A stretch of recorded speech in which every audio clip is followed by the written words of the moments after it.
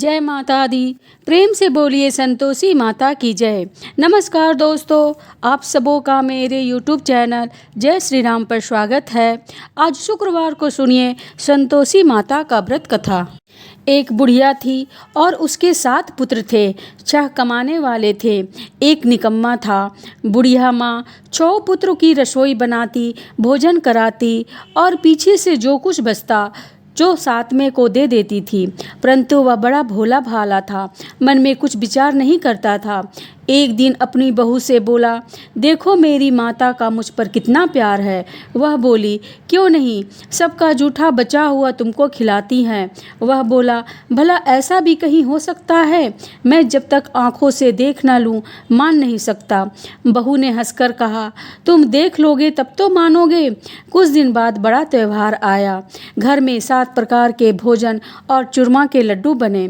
वह जांचने को सिर दर्द का बहाना कर पतला कपड़ा सिर पर ओढ़कर रसोई घर में सो गया और कपड़े में से सब देखता रहा। संतोषी माता की व्रत कथा के अनुसार 6 भाई भोजन करने आए। उसने देखा माँ ने उसके लिए सुंदर सुंदर आसन बिछाए हैं, 7 प्रकार की रसोइयाँ परोसी है। वह आग्रह करके जिमाती है। वह देखता रहा। 6 भाई भोजन कर उठे तब माता ने उनकी जूठी थालियों में से लड्डुओं के टुकड़े को उठाया और एक लड्डू बनाया। जूठन साफ करके बुढ़िया माँ ने पुकारा, उठो बेटा, 6 भाई भोजन करके गए, अब तू ही बाकी है, उठना, कब खाएगा? वह कहने लगा, माँ मुझे भोजन नहीं करना, मैं परदेश जा रहा हूँ। माता ने कहा, कल जाता है तो आज ही जा। वह बोला, हाँ हाँ आज ही जा रहा हूँ। यह कहकर वह घर से निकल गया। चलते समय बहू की याद आई। वह गौशाला में उबले थाप रही थी। वहीं जाकर उसने बोला, मेरे पास तो कुछ भी नहीं है, यह अंगूठी है सो ले लो और अपनी कुछ निशानी मुझे दे दो। वह बोली, मेरे पास क्या है, यह गोबर भरा हाथ है। यह कहकर उसके पीठ में गोबर के हाथ की थाप मार दी। वह चल दिया। चलते चलते दूर देश पहुंचा। वहां पर एक साहूकार की दुकान थी। वहां पर जा कर के कहने लगा, भाई मुझे नौकरी पर रख लो। साहूकार को ज़रूरत थी, बोल रहा था। जा लड़के ने पूछा, वेतन क्या दोगे? साहूकार ने कहा, काम देखकर दाम मिलेगा। साहूकार की नौकरी मिली। वह सवेरे 7 बजे से शाम 7 बजे तक नौकरी करने लगा। कुछ दिनों में दुकान का सारा लेन देन, हिसाब किताब, ग्राहकों को माल बेचना, सारा काम करने लगा। साहूकार के 7-8 नौकर थे। वे सब चक्कर खाने लगे कि यह तो बहुत ही होशियार बन गया है। सेठ ने भी काम देखा और 3 महीने में उसे आधे मुनाफे का साझेदार बना लिया। वह 12 वर्ष में ही नामी सेठ बन गया और मालिक सारा कारोबार उस पर छोड़कर बाहर चला गया। संतोषी माता व्रत कथा के अनुसार अब बहू पर क्या बीती सो सुनिए। सास ससुर उसे दुख देने लगे, सारी गृहस्थी का काम उससे करवाने लगे, लकड़ी लेने जंगल भेजते।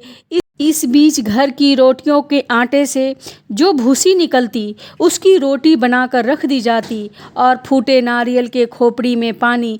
इस तरह से दिन बीतते रहे।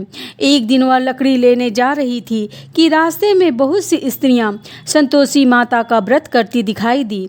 वह वहां खड़ी हो कथा सुनकर बोली, बहनों यह तुम किस देवी देवता का पूजा करती हो और इसके करने से क्या फल मिलता है? इस व्रत के करने की क्या विधि है? यदि तुम अपने व्रत का विधान मुझे समझा कर कहोगी तो मैं तुम्हारा एहसान मानूंगी। तब उसमें से एक स्त्री बोली, सुनो, यह संतोषी माता का व्रत है और संतोषी माता की कथा है। इसके करने से निर्धनता, दरिद्रता का नाश हो जाता है, लक्ष्मी आती है, मन की चिंताएं दूर हो जाती है, घर में सुख होने से मन को प्रसन्नता और शांति मिलती है, निसंतान को पुत्र मिलता है, प्रीतम बाहर गया हो तो जल्दी आवे, कुंवारी कन्याओं को मनपसंद वर मिले, राजद्वार में बहुत दिनों तक मुकदमा चलता हो तो खत्म हो जावे, सब तरफ सुख शांति हो, घर में धन जमा हो, पैसा जायदाद का लाभ हो, रोग दूर हो जाए तथा जो कुछ मन में कामना हो वे सब इस संतोषी माता की कृपा से पूरी हो जाती है। इसमें संदेह नहीं। वह पूछने लगी, यह व्रत कैसे किया जाए, यह भी बताओ तो बड़ी कृपा होगी। स्त्री कहने लगी, 1.25 रुपये का गुड़ चना लेना, इच्छा हो तो 5.25 रुपये का लेना या 11.25 रुपये का भी सहूलियत अनुसार लेना। बिना परेशानी, श्रद्धा और प्रेम से जितना बन सके लेना। 1.25 रुपये से 5.25 रुपये तक, इसमें भी ज़्यादा शक्ति और भक्ति अनुसार लें। हर शुक्रवार को निराहार रह संतोषी माँ की कथा कहना सुनना। इसके बीच क्रम टूटे नहीं, लगातार नियम पालन करना। सुनने वाला कोई ना मिले तो घी का दीपक जला उसके आगे जल के पात्र को रखकर कथा मिले तो ना, परंतु नियम ना टूटे। जब तक कार्य सिद्ध ना हो नियम पालन करना और कार्य सिद्ध हो जाने पर ही व्रत का उद्यापन करना। 3 मास में माता फल पूरा करती हैं। यदि किसी के खोटे ग्रह हो तो भी माता 1 वर्ष में अवश्य कार्य को सिद्ध करती हैं। कार्य सिद्ध होने पर ही उद्यापन करना चाहिए, बीच में नहीं। उद्यापन में 2.5 सेर आटे का खाजा तथा इसी परिणाम से खीर तथा चने का साग बनाना चाहिए। 8 लड़कों को भोजन कराना। जहाँ तक मिले देवर जेठ भाई बंधु कुटुंब के लड़के लेना, ना मिले तो रिश्तेदारों और पड़ोसियों के लड़के बुलाना, उन्हें भोजन कराना, यथाशक्ति दक्षिणा दे माता का नियम पूरा करना। उस दिन घर में कोई खटाई ना खाए। यह सुनकर बुढ़िया के लड़के की बहू चल दी। रास्ते में लकड़ी के बोझा को बेच दिया और उन पैसों से गुड़ चना ले माता के व्रत की तैयारी कर आगे चली और सामने मंदिर देख पूछने लगी, यह मंदिर किसका है? सब कहने लगे, संतोषी माता का मंदिर है। यह सुन माता के मंदिर में जा माता के चरणों में लौटने लगी। दीन होकर विनती करने लगी, माँ मैं निपट मूर्ख हूँ, व्रत के नियम कुछ नहीं जानती, मैं बहुत दुखी हूँ। हे माता जगजननी, मेरा दुख दूर करो, मैं तेरी शरण में हूँ। माता को दया आई। एक शुक्रवार ही बीता था कि दूसरे शुक्रवार को ही इसके पति का पत्र आया और तीसरे को उसका भेजा हुआ पैसा भी आ पहुँचा। यह देखकर जेठानी मुँह सिकुड़ने लगी, इतने दिनों में पैसा आया है, इसमें बड़ाई क्या है? इसने में ताने देने लगी। बाकी के पास अब पत्र आने लगे हैं, रुपया आने लगा है, अब तो काकी की खातिर बढ़ेगी, अब तो काकी बुलाने से भी नहीं बोलेगी।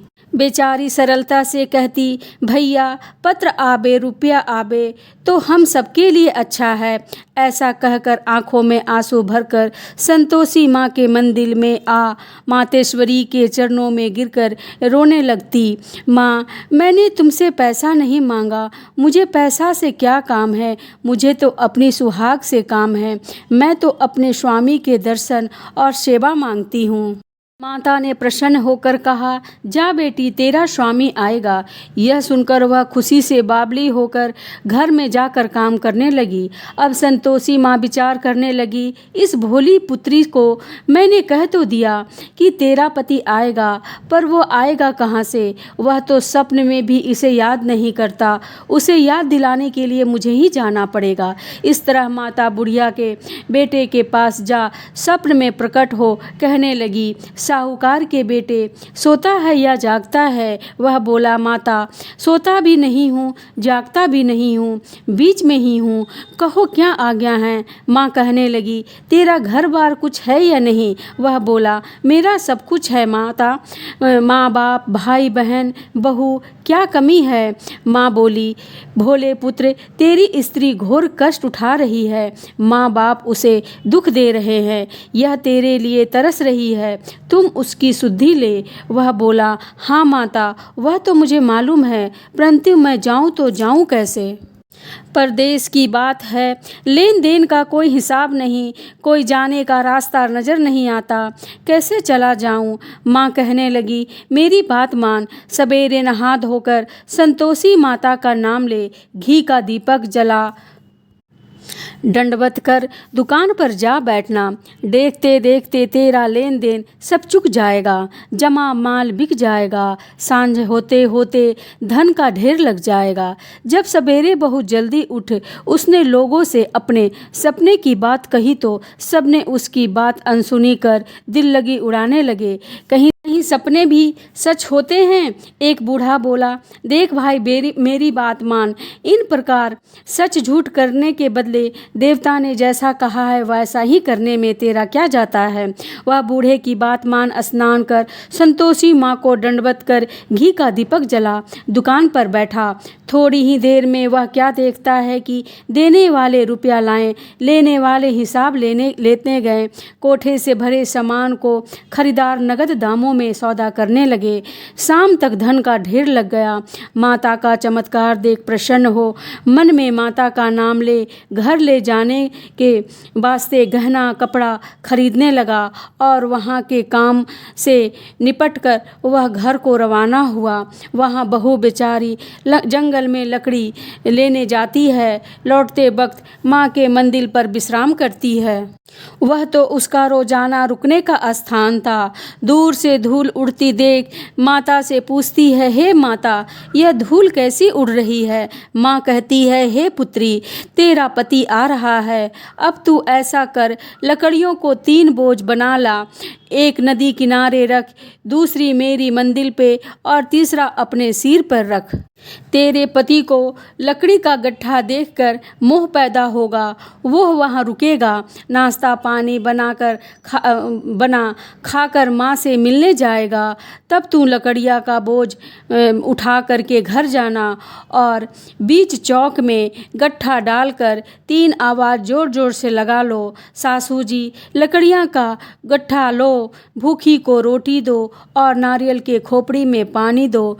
आज कौन मेहमान आया है। माँ की बात सुन बहू बहुत अच्छा माता कहकर प्रसन्न हो लकड़ियाँ के 3 गड्ढे में आई, एक नदी के तट पर, एक माता के मंदिर पर रखा।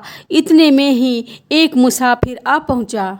सूखी लकड़ी देख उसकी इच्छा हुई कि अब यहीं पर विश्राम करे और भोजन बना खाकर गांव जावे। इस प्रकार भोजन बना विश्राम कर वह गांव को गया, सबसे प्रेम से मिला। उसी समय बहू सिर पर लकड़ी का गट्ठा लिए जाती है। लकड़ी का भारी बोझ आंगन में डाल जोर से 3 बार आवाज़ देती है, लो सासू जी लकड़ी का गट्ठा लो, भूसी की रोटी दो, नारियल के खोपड़ी में पानी दो। आज कौन सा मेहमान आया है। यह सुनकर सास बाहर आ अपने दिए हुए कष्ट को भुलाते हुए कहती है, हे बहू ऐसा क्यों कहती है, तेरा मालिक ही तो आया है, आ बैठ, मीठा भात खा, भोजन कर, कपड़े गहने पहन। इतने में आवाज़ सुनकर उसका स्वामी बाहर आता है और अंगूठी देख व्याकुल हो माँ से पूछता है, माँ यह कौन है। माँ कहती है, बेटा यह तेरी बहू है, आज 12 वर्ष हो गए तुम जब से गया है तब से सारे गांव में जानवर की तरह भटकती फिरती है, काम काज घर पर कुछ करती नहीं, 4 समय आकर खाना खा जाती है। अब तुझे देखकर भूसी की रोटी और नारियल के खोपड़ी में पानी मांगती है। वह लज्जित होकर बोला, ठीक है माँ, मैंने इसे भी देखा और तुम्हें भी देखा है, अब मुझे दूसरे घर की चाबी दे दो, उसमें मैं रहूँगा। तब माँ बोली, ठीक है बेटा, तेरी जैसी मर्जी कहकर चाबी का गुच्छा पटक दिया। उसने चाबी ले दूसरे कमरे में जो तीसरी मंजिल का ऊपर था खोलकर सारा सामान जमाया। एक दिन में ही वहाँ राजा के महल जैसा ठाट बाट बन गया। अब क्या था, वो दोनों सुखपूर्वक रहने लगे। इतने में अगला शुक्रवार आया। बहू ने अपने पति से कहा कि मुझे माता का उद्यापन करना है। पति बोला, बहुत अच्छा, खुशी से करो। वह तुरंत ही उद्यापन की तैयारी करने लगी। जेठ के लड़कों को भोजन के लिए कहने गई, उसने मंजूर किया, परंतु पीछे जेठानी अपने बच्चे को सिखाती है, देखो रे, भोजन के समय सब लोग खटाई मांगना, जिससे उसका उद्यापन पूरा ना हो। लड़के जिमने आए, खीर पेट भर कर खाई, परंतु याद आते ही कहने लगे, हमें कुछ खटाई दो, खीर खाना हमें भाता नहीं, देखकर अरुचि होती है। बहू कहने लगी, खटाई किसी को नहीं दी जाएगी, यह तो संतोषी माता का प्रसाद है। लड़के तुरंत उठकर खड़े हुए, बोले, पैसा लाओ। भोली बहू कुछ जानती नहीं थी, सो उसे पैसे दे दिए। लड़के ने उसी समय जा कर के इमली खाने लगे। यह देखकर बहू पर माताजी ने कोप दिया। राजा के दूत उसके पति को पकड़ कर ले गए। जेठ जेठानी माने खोटे वचन कहने लगे। लूट लूट कर धन इकट्ठा कर लाया था, सो राजा के दूत पकड़ कर ले गए। अब सब मालूम पड़ जाएगा जब जेल में हवा खाएगा। बहू से यह वचन सहन नहीं हुआ। वह रोती रोती माता के मंदिर में गई। हे माता, तुमने यह क्या किया? हंसाकर अब क्यों रुलाने लगी? माता बोली, पुत्री, तूने अपराध करके मेरा व्रत भंग किया है, इतनी जल्दी सब बातें भुला दी। वह कहने लगी, माता, भूली तो नहीं हूँ, ना कुछ अपराध किया है, मुझे तो लड़के ने भूल में डाल दिया। मैंने भूल से उन्हें पैसे दे दिए, मुझे क्षमा कर दो माँ। माँ बोली, ऐसे भी कहीं भूल होती है? वह बोली, माँ, मुझे माफ़ कर दो, मैं फिर से तुम्हारा उद्यापन करूँगी। माँ बोली, अब भूल मत करना। वह बोली, अब नहीं होगी माँ भूल। माँ, अब बताओ वह कैसे आवेंगे? माँ बोली, जा पुत्री, तेरा पति तुझे रास्ते में ही आता मिलेगा। वह घर को चली। राह में पति आता मिला। उसने पूछा, तुम कहाँ गए थे? तब वह कहने लगा, इतना धन कमाया है, उसका कर राजा ने मांगा था, वह भरने गया था। वह प्रसन्न हो बोली, भला हुआ, अब घर चलो। कुछ दिन बाद फिर शुक्रवार आया। वह बोली, मुझे माता का उद्यापन करना है। पति ने कहा, करो।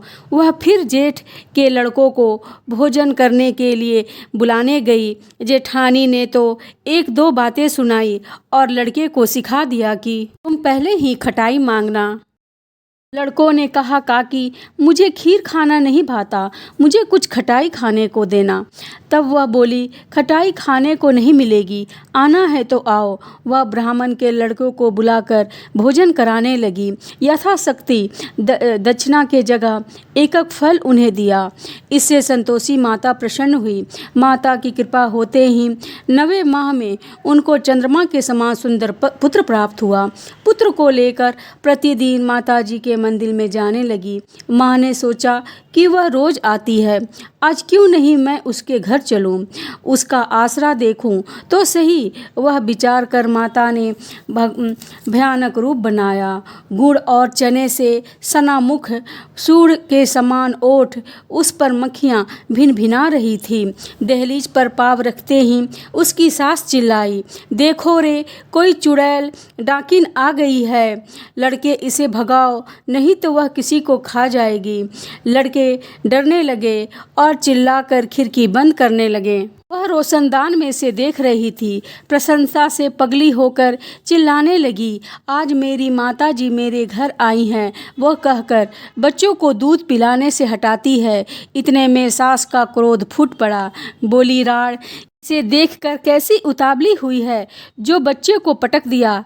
इतने में माँ के प्रताप से जहाँ देखा लड़के ही लड़के नजर आने लगे। वह बोली, माँ जी, मैं जिनका व्रत करती हूँ वह वही संतोषी माता है। इतना कहकर झट से सारे घर के खिड़की खोल देती हैं। सब ने माता के चरण पकड़ लिए और विनती कर कहने लगी, हे माता, हम मूर्ख हैं, हम अज्ञानी हैं, हम पापी हैं, तुम्हारे व्रत की विधि हम नहीं जानते, तुम्हारा व्रत भंग करके हमने बहुत बड़ा अपराध किया है। हे माता, आप हमारा अपराध क्षमा करो। इस प्रकार माता प्रसन्न हुई। माता ने बहू को जैसा फल दिया था वैसा ही सबको दे। जो इस कथा को पढ़ेगा या सुनेगा उसका मनोरथ पूर्ण होगा। तो प्रेम से बोलिए संतोषी माता की जय। यदि आपको यह वीडियो आपको पसंद आई हो तो वीडियो को लाइक करें एवं चैनल को सब्सक्राइब जरूर कीजिए और कमेंट में जय संतोषी माँ अवश्य लिखिएगा। जय श्री राम।